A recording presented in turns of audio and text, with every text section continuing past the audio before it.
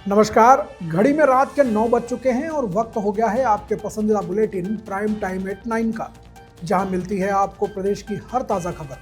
आप देख रहे हैं बीबीसी राजस्थान और मैं हूं आपके साथ हेमंत पाठक राही। चलिए शुरुआत करते हैं आज की सबसे अहम खबरों के साथ। डालते हैं एक नज़र आज की सुर्खियों पर। बंधवा रेठा बांध से जल निकासी जारी। 29 फीट भराव क्षमता है इस बांध की, 28 फीट हुआ जल स्तर। जहाजपुरा ब्लॉक कांग्रेस ने एसडीएम को सौंपा ज्ञापन, 5 प्रमुख मुद्दों पर कार्रवाई की मांग। जयपुर में Shri Parshuram Gyanpeeth centre for excellent and research का 6 को होगा लोकार्पण। बांसवाड़ा व डिग में आमंत्रण समिति ने निमंत्रण पत्र दिए। सावलिया सेठ मंदिर मंडपिया में शुरू हुआ जय झूलनी मेला, प्रतिदिन हो रहे अनुष्ठान, कई आयोजन भी होंगे। बीकानेर में जमकर हुई बारिश से पानी से लबालब हुआ शहर, प्रशासन के दावों की खुली पोल। मंगरोल नगर पालिका का भाजपा नेताओं ने किया घेराव, प्रशासनिक अधिकारी सहित ईओ को लिया आड़े हाथ। डूंगरपुर में ट्रेन की चपेट में आने से हाइना की मौत, थाना गांव के पास हुआ हादसा, उपचार के दौरान तोड़ा दम। डूंगरपुर के बांसवाड़ा मोहल्ले के पीछे पहाड़ियों पर दिखा लेपर्ड, लोगों में भय का माहौल, वन विभाग की टीम भी पहुंची मौके पर। धोखाधड़ी के मामले में फरार फाइनेंस एजेंट गिरफ्तार, डूंगरपुर जिले के कोतवाली थाना क्षेत्र का है मामला। सब इंस्पेक्टर भर्ती में चयनित अभ्यर्थियों ने दिया धरना, उदयपुर कलेक्ट्रेट पर किया प्रदर्शन, संभाग भर से पहुंचे युवा। उदयपुर के झाड़ोल में महिला ने की आत्मदाह की कोशिश, स्वास्थ्य केंद्र में संचालित दुकानों के बाहर पार्किंग का विवाद। तो ये थी आज की बड़ी सुर्खियां। अब बढ़ते हैं खबरों की पूरी रिपोर्ट की ओर विस्तार से। प्रदेश के रुदावल में स्थित बंधवा रेठा बांध में लगातार पानी की आवक जारी है। इसके साथ ही अतिरिक्त पानी को बांध के 3 गेट खोलकर निकाला जा रहा है। आपको बता दें कि बांध की कुल भराव क्षमता 29 फीट है, जबकि बांध का जल स्तर 28 फीट हो चुका है। ऐसे में लगातार पानी की आवक भी जारी है। इस वजह से बांध के तीनों गेट खोलकर पानी की निकासी की जा रही है। बांध से छोड़े जा रहे पानी के कारण कई गाँव में आवागमन प्रभावित हो गया है। डांग क्षेत्र में रात को हुई मूसलाधार बारिश के कारण बांध में लगातार जल स्तर बढ़ रहा है। बांध पर जल संसाधन विभाग, सिंचाई विभाग के कर्मचारी, एएसआई भरतलाल पुलिस टीम के साथ मौजूद हैं और लगातार नजर बनाए हुए हैं। जिला कलेक्टर कमर चौधरी ने आमजन से अपील की है कि वे पानी के रपट वाले मार्गों और बहाव क्षेत्र में न जाएं और सावधानी रखें। साथ ही बहते हुए पानी के बीच से आवागमन नहीं करने को भी कहा गया है। उन्होंने लोगों से नदी, नालों, झरनों और बांध के आसपास पिकनिक नहीं करने के भी निर्देश दिए हैं। जहाजपुर में ब्लॉक कांग्रेस कमेटी ने उपखंड अधिकारी राजकेश मीणा को मुख्यमंत्री व जिला कलेक्टर के नाम ज्ञापन सौंपा है। ज्ञापन में क्षेत्र की कई गंभीर समस्याओं को उठाते हुए तत्काल समाधान की मांग की गई है। कांग्रेस कमेटी ने स्मार्ट बिजली मीटर लगाने का विरोध जताते हुए कहा कि क्षेत्र में पहले से चालू व सही हालत में लगे मीटरों को हटाकर जबरन स्मार्ट मीटर लगाए जा रहे हैं। पहले भी स्मार्ट मीटरों को लेकर उपभोक्ताओं ने शिकायतें दर्ज करवाई हैं, इसलिए वर्तमान मीटरों को यथावत रहने दिया जाए। ज्ञापन में कहा गया है कि इस वर्ष क्षेत्र में अत्यधिक बारिश से किसानों की फसलें चौपट हो गई है। ऐसे में सरकार को गिरदावरी करवाकर प्रभावित किसानों को उचित मुआवजा उपलब्ध कराना चाहिए। तहसील के कई गाँवों में जंगली सुअरों का आतंक है, जिससे किसानों की फसलें बर्बाद हो रही हैं और उनकी जान माल पर भी खतरा बना हुआ है। प्रशासन से मांग की गई है कि किसानों को जंगली सुअरों से निजात दिलाई जाए। इसके अलावा ब्लॉक कांग्रेस ने विधानसभा क्षेत्र के कई जर्जर विद्यालय भवनों को सर्वे कराकर उनकी मरम्मत या पुनर्निर्माण कराने की भी मांग की है। ज्ञापन में सबसे गंभीर मुद्दा जहाजपुरा देवली मार्ग और नेशनल हाईवे 148D की बताई गई है। कांग्रेस नेताओं ने कहा कि सड़कें पूरी तरह से क्षतिग्रस्त हैं, जगह जगह बड़े बड़े खड्डे हो गए हैं, लेकिन फिर भी कुराड़िया टोल नाका व लाल का खेड़ा टोल नाका पर लगातार वसूली की जा रही है। जब तक सड़कें दुरुस्त नहीं हो जाती तब तक टोल वसूली बंद करने तथा शीघ्र सड़क निर्माण करने के निर्देश देने की मांग की गई है। इस दौरान देवेंद्र सिंह, मुकेश जाट, अनिल उपाध्याय, सावन टाक, राम प्रसाद मीणा सहित अन्य लोग मौजूद रहे। शिप्रापत मानसरोवर जयपुर स्थित नवनिर्मित Shri Parshuram Gyanpeeth centre for excellent and research का लोकार्पण 6 सितंबर को दोपहर 2 बजे निर्जा मोदी स्कूल ग्राउंड में आयोजित होगा। इसी क्रम में जोन डी के प्रदेशाध्यक्ष हेमंत शर्मा के मुख्य आतिथ्य में डिग शहर के एक निजी फार्म हाउस पर बैठक आयोजित की गई। जोन 1D के प्रदेशाध्यक्ष डॉक्टर हेमंत शर्मा ने बताया कि इस अवसर पर देश और प्रदेश से हजारों की संख्या में विप्र बंधु, विशिष्ट जन एवं विशिष्ट समाज सेवी उपलब्ध रहेंगे। प्रदेश महामंत्री संगठन कैलाश तिवारी ने बताया कि राजस्थान सरकार द्वारा आवंटित भूमि पर निर्मित आधुनिक 6 मंजिला भवन समाज के सर्वांगीण विकास के लिए समर्पित रहेगा। इसमें वैदिक अनुसंधान केंद्र, कन्या छात्रावास, प्रतियोगिता परीक्षा प्रशिक्षण एवं कोचिंग कक्षाएं, कौशल विकास केंद्र, ई लाइब्रेरी, अतिथि गृह, सभागार एवं सांस्कृतिक गतिविधियों के लिए समस्त सुविधाएं उपलब्ध रहेंगी। इस अवसर पर प्रभारी सियाराम शर्मा, वरिष्ठ उपाध्यक्ष गंगाराम पारासर, युवा प्रकोष्ठ के प्रदेश अध्यक्ष इंदु शेखर शर्मा सहित बड़ी संख्या में विप्र फाउंडेशन के पदाधिकारी मौजूद रहे। दूसरी ओर बांसवाड़ा में भी आयोजन को लेकर तैयारियां जोरों पर हैं। यहां भी निमंत्रण पत्र देने का कार्य जारी है। प्रदेश महामंत्री योगेश जोशी के मार्गदर्शन में उनकी टीम द्वारा आयोजन को लेकर प्रबुद्ध जनों से संपर्क किया जा रहा है और सभी को जयपुर का आमंत्रण दिया जा रहा है। इस एक्सीलेंस भवन से बांसवाड़ा के युवाओं को भी काफी फायदा होगा, जो वहां जाकर अपने अध्ययन को पूरा कर सके। मेवाड़ के सुप्रसिद्ध कृष्णधाम श्री सावलिया जी मंदिर मंडफिया में 3 दिवसीय जय झुलनी एकादशी मेला आज से शुरू हो गया। यह 4 सितंबर तक चलेगा। इस अवसर पर ठाकुर जी की भव्य शोभा यात्रा, विराट कवि सम्मेलन, भजन संध्या और सांस्कृतिक कार्यक्रमों का आयोजन किया जाएगा। मंदिर मंडल प्रशासन की ओर से मेले की भव्य तैयारियां की गई हैं। मंदिर मंडल के प्रशासनिक अधिकारी राजेंद्र सिंह नाथावत ने बताया कि मेले का शुभारंभ मंगलवार को ठाकुर जी की शोभा यात्रा के साथ हुआ। इस दिन मीरा मंच पर विराट कवि सम्मेलन का भी आयोजन किया जाएगा। बुधवार को ठाकुर जी को रजत पथ पर विराजित कर भव्य शोभा यात्रा निकाली जाएगी। इसके बाद ठाकुर जी को सावलिया सरोवर में स्नान करवाया जाएगा और शोभा यात्रा के दौरान आतिशबाजी भी की जाएगी और देर शाम ठाकुर जी पुनः मंदिर में विराजमान होंगे। उसी दिन रात को विशाल भजन संध्या का आयोजन होगा। मेले के अंतिम दिन गुरुवार 4 सितंबर को सांस्कृतिक कार्यक्रमों के साथ साथ दिव्यांग जनों को स्कूटी वितरण का कार्यक्रम भी किया जाएगा। इसी के साथ मेले का समापन समारोह संपन्न होगा। हेलीकॉप्टर जो अपना सावलिया सरोवर है वहाँ ठाकुर जी जाएंगे। उसके बाद वहाँ शाम को यहाँ से निकलने के बाद जैसे जैसे बेवान यात्रा आगे बढ़ेगी तो ग्रामवासियों के द्वारा, श्रद्धालुओं के द्वारा पुष्प वर्षा और गुलाल वर्षा से भगवान ठाकुर श्री कृष्ण का स्वागत किया जाएगा। उसके बाद शाम को 8 बजे ठाकुर जी वापस मंदिर विराजमान होंगे। उस समय भव्य आतिशबाजी का प्रोग्राम है। जो समापन प्रोग्राम है उसका मीरा रंगमंच पे जो सांस्कृतिक प्रोग्राम होंगे और शाम को स्कूटी वितरण का, जो हमें दिव्यांगों को स्कूटी वितरण का प्रोग्राम भी रखा है। 51 स्कूटी वितरण का कार्यक्रम है। बीकानेर में हुई तेज बारिश ने पूरे शहर को पानी से लबालब कर दिया।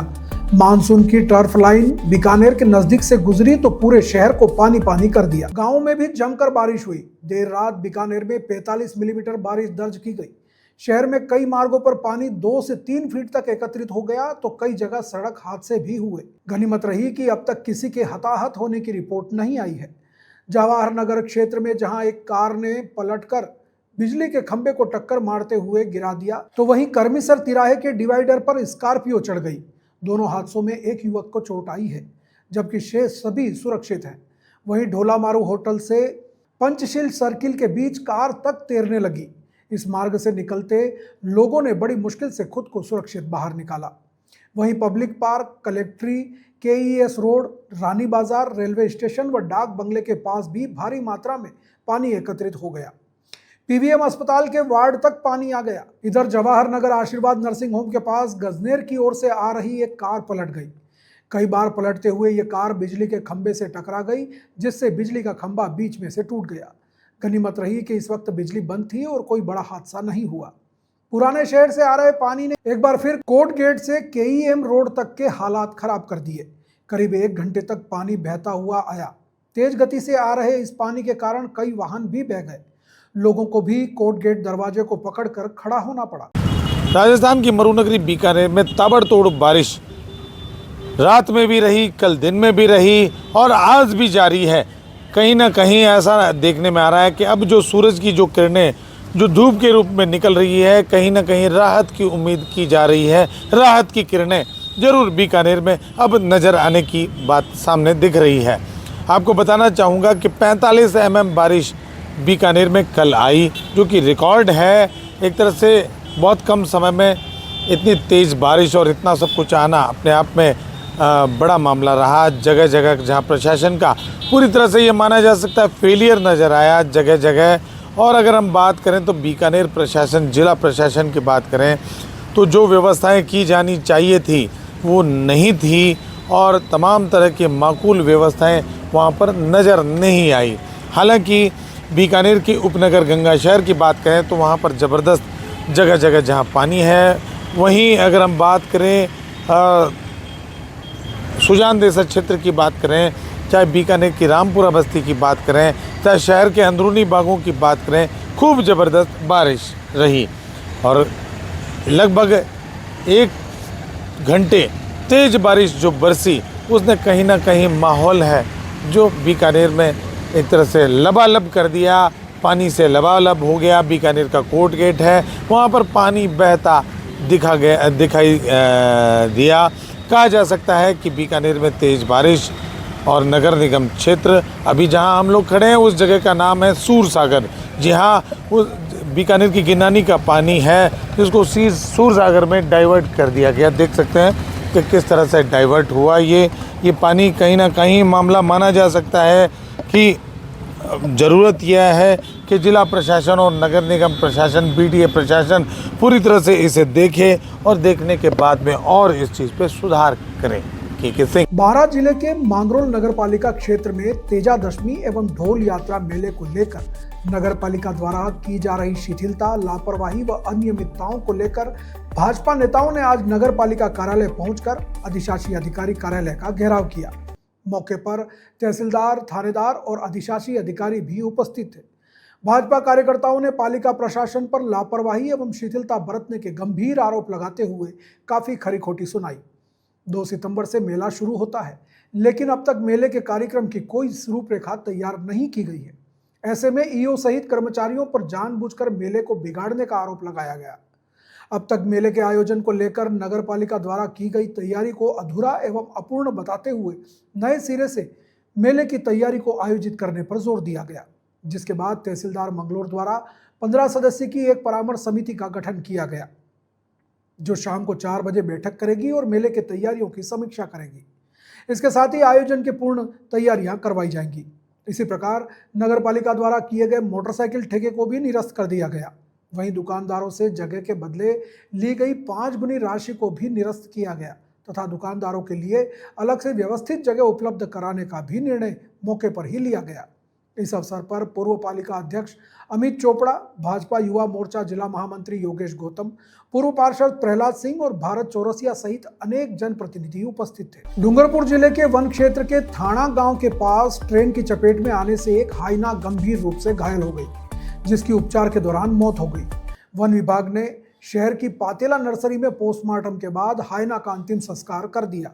डूंगरपुर रेंजर शंकरलाल ने बताया कि कल शाम को ठाणा गांव के पास में रेलवे ट्रैक पर एक हाइना ट्रेन की चपेट में आ गई, जिससे वह गंभीर रूप से घायल हो गई। लोगों की सूचना पर वन विभाग की टीम मौके पर पहुंची। घायल हाइना को पातेला नर्सरी लाया गया, जहां पशु चिकित्सकों ने उसका उपचार किया। इधर सुबह हाइना की मौत हो गई, जिसके बाद वन विभाग ने हाइना का पोस्टमार्टम करवाया और नियमानुसार उसका अंतिम संस्कार किया गया। तो दूरभाष से सूचना मिली हमको कि एक झरपड़ा हुआ है घायल अवस्था में। मैं स्टाफ ने मौके पहुंचा वहाँ पर, तो देखा मौके पर तो जरक घायल अवस्था में था। तो वहाँ से गाड़ी में उठा कर लेके आया हम रेंज करने में, ट्रीटमेंट कराया, इलाज कराने के बाद पेज में रखा और रात को ही मर गई। 7 वर्ष का है, मिला जाएगा पोस्टमार्टम करने, टीम से मिला जाएगा इसको। डूंगरपुर शहर में बांसड़वाड़ा के पीछे पहाड़ियों पर एक बार फिर लेपर्ड का मूवमेंट नजर आया है। लोगों ने लेपर्ड का वीडियो भी बना लिया। लोगों ने कहा कि पहाड़ियों पर एक नहीं 3 लेपर्ड हैं। कई बार ये नजर आए हैं और इससे हमेशा ही कॉलोनी के लोगों में डर बना रहता है। लोगों ने वन विभाग से तीनों लेपर्ड को पकड़ने की मांग की है। बांसड़वाड़ा डूंगरपुर नगर परिषद के पीछे पहाड़ी के नीचे बसा है। इसके पीछे की तरफ उदय विलास की पहाड़ियां हैं। इन पहाड़ियों पर आए दिन लेपर्ड और उसका कुनबा दिखाई देता है। पहाड़ी पर एक लेपर्ड पहाड़ी से थोड़ा नीचे भी दिखाई दिया, जिस पर लोग डर गए। लेपर्ड पहाड़ी से नीचे की ओर से ऊपर की ओर जाते हुए दिख रहा है और फिर एक पेड़ के पीछे झाड़ियों में छुप गया। मौजूद लोगों ने उसका वीडियो भी बना लिया। लोगों ने कहा कि पिछले दिन एक साथ 3 लेपर्ड दिखाई दिए थे।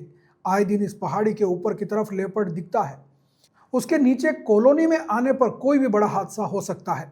इसलिए हमेशा डर रहता है।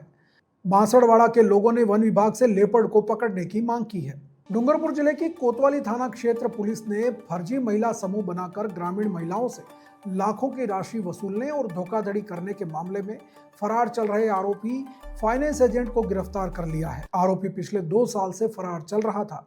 कोतवाली थानाधिकारी ने बताया कि ब्रह्मस्थली कॉलोनी स्थित अन्नपूर्णा फाइनेंस कंपनी के प्रबंधक ने रिपोर्ट दर्ज कराई थी। रिपोर्ट में बताया गया था कि उनकी कंपनी भारतीय रिजर्व बैंक से रजिस्टर्ड है और ग्रामीण क्षेत्रों में महिलाओं को स्वयं सहायता समूह बनाकर आवश्यकता अनुसार ऋण उपलब्ध कराने का कार्य करती है। कंपनी में इस कार्य के लिए सीकर निवासी कृष्ण कुमार जगदीश कुमार रेगर को फील्ड ऑफिसर नियुक्त किया गया था। दिसंबर 2022 एवं जनवरी 2023 के दौरान आरोपी ने कंपनी की जानकारी और अनुमति के बिना भोराई, देवसोमनाथ सहित अन्य गांवों में महिलाओं से फर्जी सदस्य बनाकर राशि वसूली और उसे अपने निजी उपयोग में खर्च कर लिया। इस पर कंपनी ने आरोपी को निलंबित कर दिया और उसकी जगह अन्य एजेंट को नियुक्त किया। जब नया एजेंट महिलाओं के समूह के पास पहुंचा तो खुलासा हुआ कि आरोपी कृष्ण कुमार रेगर ने वर्ष 2021 से फरवरी 2023 तक झूठ बोलकर करीब 10,43,351 रुपये हड़प लिए। इस संबंध में कंपनी की ओर से रिपोर्ट भी दर्ज कराई गई। पुलिस की विशेष टीम ने आखिरकार करीब 2 साल बाद आरोपी को गिरफ्तार कर लिया। पुलिस आरोपी से पूछताछ कर रही है और महिलाओं से लिए गए रुपये बरामद करने का प्रयास किया जा रहा है। अदालत द्वारा प्रदेश में हुई सब इंस्पेक्टर भर्ती परीक्षा को रद्द कर देने के कारण प्रदेश भर में चर्चाओं का माहौल भी गर्म है और युवाओं में आक्रोश भी बढ़ रहा है। इसी को लेकर मंगलवार को उदयपुर में जिला कलेक्ट्रेट पर संभाग भर से आए हुए सब इंस्पेक्टर भर्ती परीक्षा में चयनित अभ्यर्थियों ने धरना दिया। उदयपुर, चित्तौड़, राजसमंद, डूंगरपुर, बांसवाड़ा सहित कई क्षेत्रों से अभ्यर्थी सुबह उदयपुर पहुंचे और जिला कलेक्ट्रेट के बाहर धरना प्रदर्शन शुरू किया। युवाओं ने जमकर नारेबाजी की और सरकार के खिलाफ आक्रोश व्यक्त किया। धरना प्रदर्शन कर रहे युवाओं ने कहा कि सरकार इस मामले को डबल बेंच में ले जाए और चयनित अभ्यर्थियों को राहत पहुंचाए। उन्होंने यह भी कहा कि इसमें से कोई 5 साल से तैयारी कर रहा है तो कोई 3 साल से, तो कोई टीचर सहित अन्य सरकारी क्षेत्रों में चयनित होने के बाद भी सब इंस्पेक्टर बनने के लिए तैयारी कर रहा था। सब इंस्पेक्टर परीक्षा में चयनित होने के बाद उन युवाओं ने अपनी पुरानी नौकरी छोड़ दी। अब सब इंस्पेक्टर भर्ती भी रद्द हो जाने से यह युवा खाली हाथ हो चुके हैं। आंदोलनकारियों का कहना था कि जिन लोगों ने गड़बड़ी की है उन्हें सरकार और अदालत सजा दे, लेकिन जिन्होंने सही तरीके से परीक्षा देकर जगह पाई है उन्हें इससे दूर रखा जाए और उनके भविष्य को न बिगाड़ा जाए। सभी ने जिला कलेक्टर को ज्ञापन देकर अपनी मांगे सरकार तक पहुंचाने का निवेदन किया। अब देखना यह है कि इस मामले में क्या कार्रवाई होती है। सरकार डबल बेंच में जाती है या फिर से नई भर्ती निकाली जाती है। सर, मेरा नाम जितेंद्र कुमार है, मैं बाड़मेर से हूँ। मैंने 2015 से कंपटीशन की तैयारी स्टार्ट करी और आज 2025 है। इस दौरान मैंने 2 RS मेंस के एग्ज़ाम दिए और फर्स्ट ग्रेड लेक्चरर जियोग्राफी से मैं फाइनल सेलेक्टेड हूँ। क्योंकि मैं SI में पहले आ चुका था, उसकी ज्वाइनिंग बाद में थी, इसलिए मैं उसको ज्वाइन नहीं कर पाया फर्स्ट ग्रेड को। हम 4 जने साथ में तैयारी कर रहे थे, वो तीनों आज लेक्चरर है। मैंने लेक्चरर छोड़ी और मैंने SI ज्वाइन करी, तो आज मेरे पास में कुछ नहीं है। 2015 से लेकर 25 तक 10 साल हो गए हैं और मेरे पास कुछ नहीं है, जीरो है। तो यही निवेदन है सरकार से, डबल बेंच में हमारी पैरवी करे। मेरा नाम हर्षित पछोला है। मैं अभी आज मेरी उम्र 30 वर्ष से ऊपर हो चुकी है। मैं इससे पहले केंद्र सरकार में पद स्थापित था। केंद्र सरकार में वहाँ पर भी सब इंस्पेक्टर प्लाटून कमांडर के पद पर था मैं।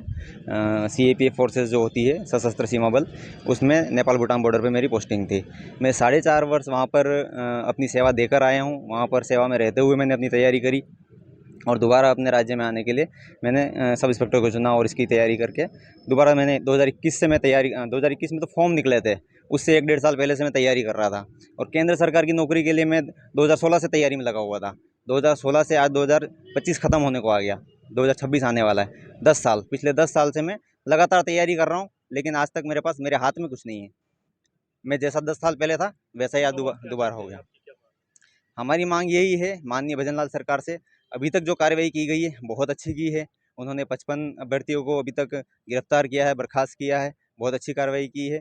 और क्योंकि सरकार को पता था कि उनके पास तथ्य थे, उनको पता है कि भाई बच्चे ईमानदार हैं, इसलिए उन्होंने सिंगल बेंच में हमारा साथ दिया।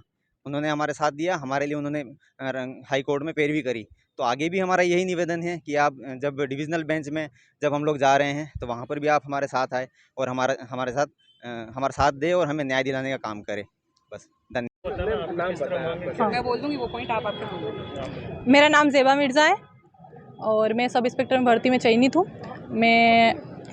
मेरी पहली एग्ज़ाम 2021 में एसआई भर्ती वाली एग्ज़ाम, पहली ही एग्ज़ाम मैंने दी और पहली ही मैंने सिलेक्शन लिया। उसके बाद मेरा 3rd ग्रेड में हिंदी से सिलेक्शन हुआ, मेरे गांव के पास ही हुआ था, जबकि मेरा एसआई में जो है वो 150 किलोमीटर है। फिर भी मैंने पोस्टिंग एसआई में ली, वर्दी को चुना, जबकि हमारे समाज में वर्दी को, और क्योंकि एक महिला हूँ मैं एक मुस्लिम समुदाय से आती हूँ, बहुत ज़्यादा पिछड़ा हुआ समुदाय हमारे वहाँ पर वर्दी वाली महिला से कोई शादी करने को तैयार नहीं है।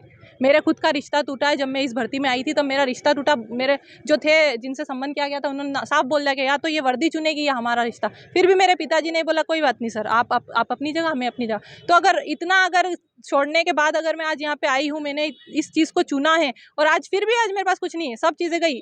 आज पापा को फ़ोन करके कहा था लोगों ने कि आप इसको पुलिस में ज्वाइन कराओ, हमारे समाज का क्या होगा, ये क्या होगा, इसकी ऐसे जीन्स पहनना हमारा अलाउ नहीं है, आप सभी को पता होगा, बुर्खा पहनती महिला है, भाइयों के बिना, किसी मर्द के बिना हम बाहर नहीं जा सकते। फिर भी मेरे पिता ने मुझे 15 महीने ट्रेनिंग करवाई। ट्रेनिंग के दौरान आप सर ये देख सकते हैं, मैं हॉर्स राइडिंग के दौरान गिरी थी सर, ये अभी तक निशान है मेरे, यहाँ पे निशान है, यहाँ पे निशान है सर। इतना 5-5 किलोमीटर दौड़ा देता है सर हमको, 15 महीने तक हमको इतना रगड़ा गया सर। ऐसी रोटी खाते थे हम जो अगर यहाँ से यहाँ लाई जाए तो वो सर रोटी ऐसी हो जाती थी, हमको रोना आता था रोटी को देख के सर। इतना टफ ट्रेनिंग करने के बाद 3 बजे उठ के राइफल निकालते थे सर हम। इतनी टफ ट्रेनिंग करने के बाद आप ये सोच नहीं सकते हो कि कोई व्यक्ति वापस पढ़ सकता है क्या।